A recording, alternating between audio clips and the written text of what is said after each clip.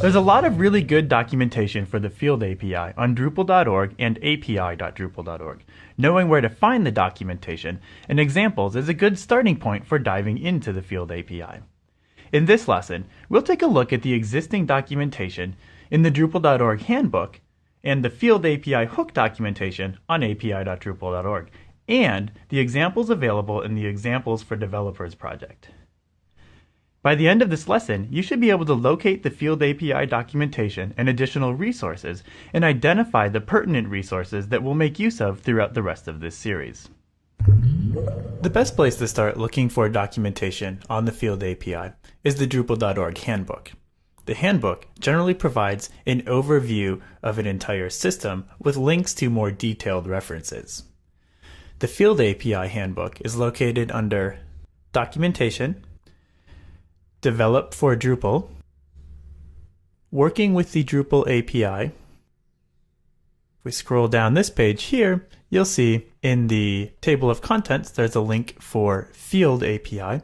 Clicking on that gets us to the main Field API handbook on Drupal.org.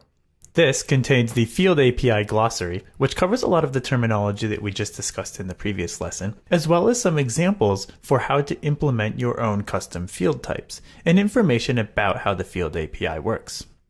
This is a great starting point when you're trying to understand some of the higher level concepts of the Field API. Once you have a grasp on the basic concepts that make up the Field API, head on over to api.drupal.org to start looking at the code and the hooks that you can implement to interact with the Field API. On api.drupal.org, start by clicking the Field API topic. This takes you to a high-level overview page of all of the components of the Field API and the functions that make it up. Scrolling down through this page, you can see, for example, the definition of $field and $instance. Variables which we mentioned in the previous lesson defining what a field and an instance were. Here we can see the documentation of what that variable contains. Scrolling a little bit further down the page, you can click on the Field Types API. Most of what we'll be doing in this series is implementing hooks that are part of the Field Types API. Things like hook field info and hook field formatter settings form, which allow us to define custom field types. One of my favorite resources is to actually scroll to the bottom here and click on fieldapi.php. This will give you a list of all of the hooks that make up the entire Field API. So you can quickly scan and get a sense of what options are available for me if I want to start implementing hooks. Once you know what hooks are available, head on over to the Examples project at drupal.org/project/examples. The Examples project contains a well-thought-out example field implementation module. You can see it listed here, so there's a field example for Drupal 7, and it's got tests. You can browse the field example by clicking on the repository viewer here under Development,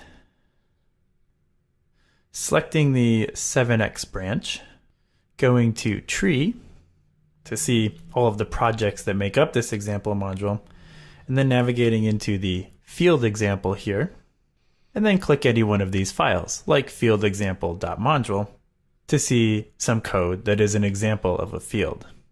We're going to be implementing a similar field throughout the rest of this series. So we'll take a look at how the example module has defined its field. Another great example is the code that is in Drupal core. If you open up any of the field modules in Drupal core, you can also get an example of how those modules are implementing their fields. Looking at the Drupal core codebase, if you open up the core modules directory, a lot of the modules in here are implementing the Field API. The simplest of which is probably modules like text, which are under field here, so field modules, text, which implements a simple text field type. And you can take a look at that example code by opening the file and seeing how the text module is doing it. You might also take a look at modules like file or image, which are more complex examples of implementations of the Field API. Still doing the same types of things, defining a field type and widgets and formatters, but the type of data that's stored for an image is a lot different than just a simple string of text. I find that the formatters and the widgets for the image module are really great examples of some of the more complex things you can do with the Field API. So take a look at this image.field.inc file to see how the image module is implementing all of the various hooks and some of the things that it's doing, like pre and post processing on form elements in order to make more complex but more user-friendly widgets for uploading images. These are just some of the resources that are available for learning more about the Field API, and we'll be referencing each of these resources throughout the rest of this series when we need to look up documentation on a particular hook or just get some idea of how some other field is doing the thing that we're going to be trying to do. Like most things in Drupal, one of the best ways to learn how the system works is to copy and paste an example from Drupal core into your own module and start making changes to the code and seeing what those changes do. I encourage you to experiment a bit with the existing code and just get a sense of how all of the pieces fit together and how the Field API works. If you need a little bit more background information on how the field system works and the role that fields play in Drupal 7, we've also got some series on Drupalize Me that will cover those things. For site builders, or for anyone that needs to learn more about how the field user interface works, take a look at our Intro to Fields for Site Builders series. This covers everything you need to know about creating new fields in the UI, applying them to content types, and filling out the data, as well as downloading and installing additional field modules from Drupal.org. Once you've learned how to define a custom field, you're also going to want to be able to attach that field to entities or bundles. We've got a great lesson on making your own custom entity types that are fieldable. So not exactly related to creating a custom field type, but in the same vein of I'm trying to build a content architecture for my site, you can learn how to define a custom entity type and make it fieldable so that you can attach your new custom field to that entity type.